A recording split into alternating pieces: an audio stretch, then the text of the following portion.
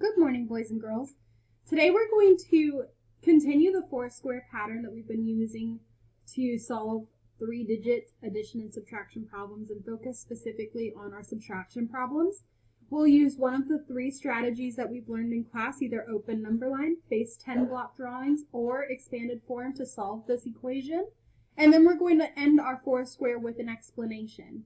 Remember from yesterday's lesson, our explanation is not just stating what strategy you used, but how the strategy worked to solve the answer correctly. So let's go ahead and take a look. We have 573 take away or subtract 216. Now I can already tell that this problem is going to require us to do some regrouping because the ones place in the smaller number is larger than the ones place in the bigger number. So we're taking away more ones than we actually have, which means we're going to have to borrow or regroup from our tens place in order to do this strategy effectively. What I'm going to do is our expanded form strategy to solve this. I'm going to write out 573 in expanded form, which means I will have 500 plus 70 plus 3. Now, if you'd like, you can pause the video now and you can take this opportunity to do a different strategy than expanded form if you would like. You can use the base 10 blocks or you can do the open number line, whichever you prefer.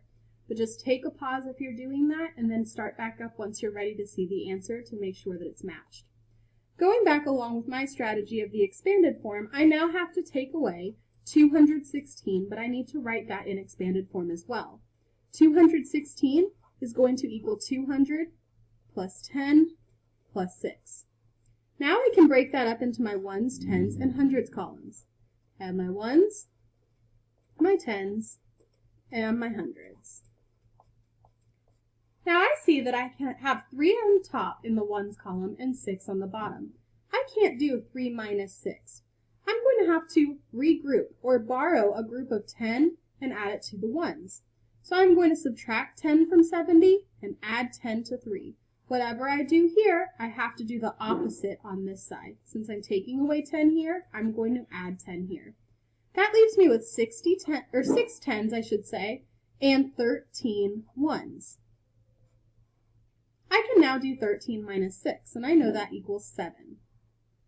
Now I can move over to my tens column. One moment. Sorry about that, guys. My dog was having a little bit of a fit over there looking at a squirrel outside of the window. Now back to our strategy. We had taken 13 ones and taken away 6 ones to give us 7 ones left. Now I can see I have 6 tens or 60 minus 1 10 or 10. 60 minus 10 is going to equal 50. And then I can go ahead to my hundreds column. I have 500 take away 200. Now I can take a look at this and see 5 hundreds minus 2 hundreds would equal 3 hundreds.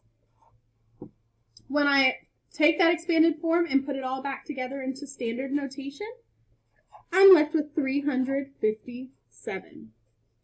Now, go ahead and pause this video and try to answer the final square, your explanation. How would your strategy that you used up here in this top square work if you were explaining this to somebody who's never subtracted with regrouping before? Now I'm going to take a look at my explanation. I'll say first, I expanded 573 and 216 into their place value.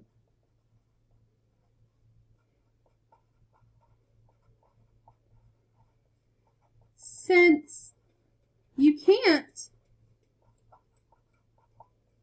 take 6 from 3, I regrouped a 10 to the ones column. That left me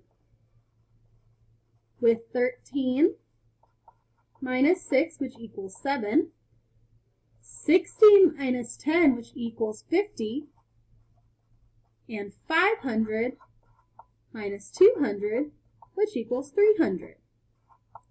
300 plus 50 plus 7 equals 350. 57.